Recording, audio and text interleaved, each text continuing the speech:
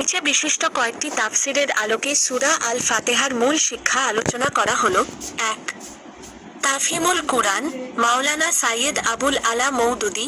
মাওলানা মওদুদীর মতে, সূরা আল ফাতিহা মূলত পুরো কুরআনের একটি ভূমিকা বা প্রার্থনা স্বরূপ। এর মূল শিক্ষাগুলো হলো: আল্লাহর সঠিক পরিচয়। আল্লাহ তাআলা কেবল ক্ষমতার অধিকারী নন, বরং তিনি সমগ্র সৃষ্টির লালনকর্তা, রব, পরম করুণাময় ও দয়ালু এবং বিচারদিনের একচ্ছত্র মালিক।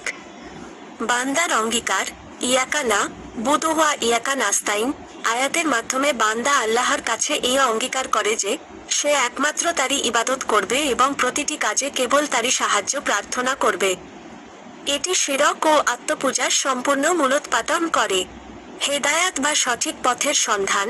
দুনিয়াতে মানুষের সবচেয়ে বড় প্রয়োজন হলো সঠিক পথ বা সিরাতাল মুস্তাকিম লাভ করা। সূরাটি শেখায় যে জ্ঞান ও কর্মের সঠিক দিশা পাওয়ার জন্য একনিষ্ঠভাবে আল্লাহর দরবারে প্রার্থনা করতে হবে।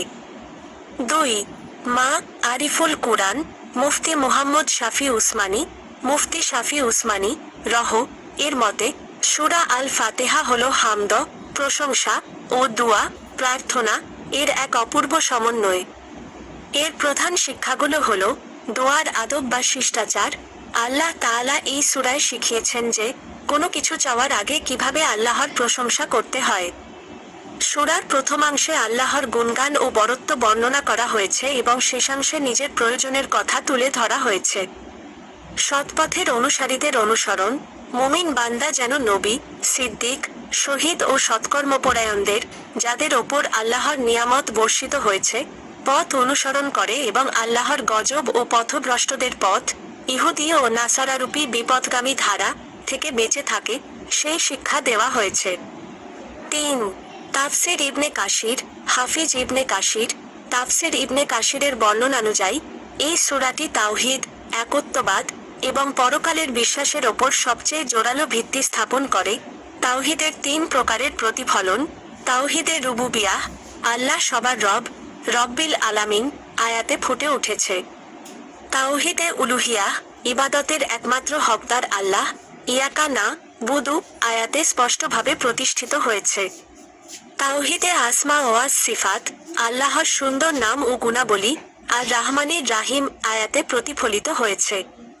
পরকালের জবাবদিহিতা, মালিকি ইয়াউমিদ দিন বাক্যটি স্মরণ করিয়ে দেয় যে মানুষের প্রতিটি কাজের হিসাব পরকালে দিতে হবে, যা মানুষের নৈতিক জীবন গঠনে সবচেয়ে বড় চালিকা শক্তি।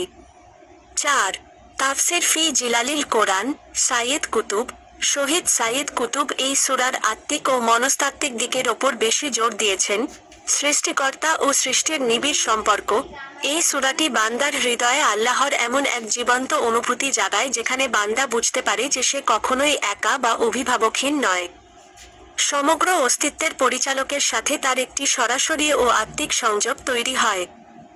জীবনের লক্ষ্য নির্ধারণ। মানুষের জীবনের মূল লক্ষ্য ও গন্তব্য কী তা নির্ধারণ করে দেয় সিরাতাল মুস্তাকিম।